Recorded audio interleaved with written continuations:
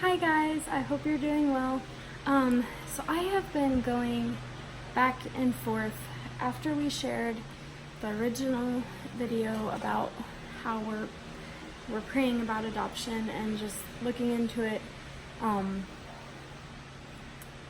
Just talking to some people, I've had some people make a comment that, oh, that's a really, private matter, and yes and no, at least for us. Being missionaries, being on the other side of the world, away from family, and away from what most people would consider to be their original support system, I've learned that it's okay to be vulnerable. It's okay to, just to share life that is going on that some people might not think about sharing, and just realizing the importance of it. And so we could use prayer. We can always use prayer, every single one of us, no matter what our walk is and what our journey is in life. But with this process, I understand that some people want to keep it private, and that's fine, but it's challenging, and I know that the devil uses any and every opportunity he can to work against the things that the Lord has for us. So we could just really use prayer in this process. We've had some really good things happen this week. We went and talked to some different people, and just mentioned it in passing that we were praying about this, and they're like, that makes sense. Yeah, I could really see how it would benefit you guys to have another little one, and how it would benefit Thomas to have somebody to play with, and it made a lot of sense to them.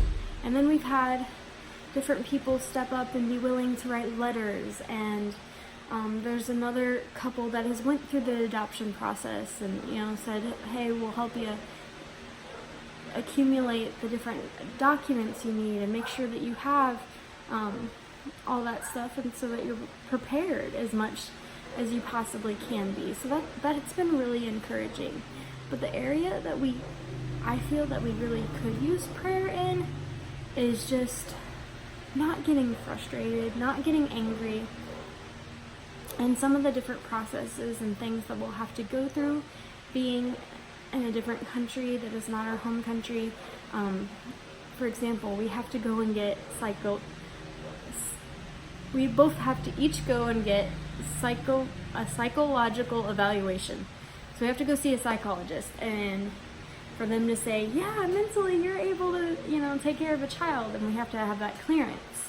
And so we spent 2.5 hours today going around to different hospitals and, sorry, ma'am, sir, they're not in. And being teachers, our students are our kids too. So we want to make sure that we're not taking time away from them, and we want to make sure that they're getting as much of our time and energy and focus as possible. So it's not like we can just go during the day and get things done as easily as some other people might be able to. So yeah, we weren't able to get that done, and we have some other things that we have to run around town and get those done, and I know it's going to be a process, and I know it's going to take time, and please just pray that when we go, that the office would be open, that the person would be there, and it wouldn't be jumping through hoop and after hoop, or people saying no, that the doors would just be open, and that the process would be quick and smooth. There's been people where the process has taken them years, from not so much getting their child, but once they got their child, then the process of finishing the paperwork has taken years, and we're praying that it's just quick and smooth, and that people are understanding and loving, and understand that all we want to do is to love one of the children out there, a child that is out there that doesn't have a loving home.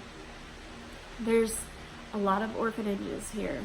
There is some foster care, but a lot more orphanages, and just overcrowding, and not getting fed as well as they could situations. And so they're not in a situation where they have a shortage of kids that need love. There's lots of kids. So we're praying that the process goes smooth and it's quick.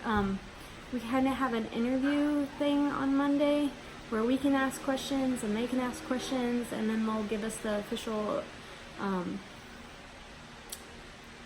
application. Yeah, that's what it's called. They'll give us the official application, and we'll just get to hopefully get things rolling. We've got lots of letters. We have copies of birth certificates and marriage license and visas and passports and just all kinds of stuff. So hopefully we have lots and lots of information that they want, and hopefully we have enough so they'll be happy with what we're able to present to them. And yeah, hopefully I think our prayer and our hope is to have whatever child the Lord has for us. We would love to have them in our home before Christmas. You know, because Christmas break gives us that 3 weeks of just where we could, you know, shut off the rest of the world and have our family and just really get to know this child and love on this child, and Thomas and them could just bond. And yeah, so I think that's what we're praying for. We know and understand that this adoption process is probably going to make our trips back to the States look different.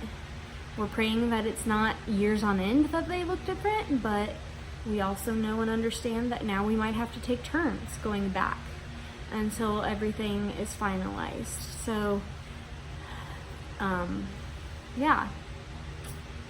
Extended family, please be in prayer for that, because we want you to be able to be a part of what's going on and what's happening, and we want you to be able to watch Thomas grow and watch this little one grow and everything. So yeah, sorry that's a lot of rambling and different things, but that is our adoption process update.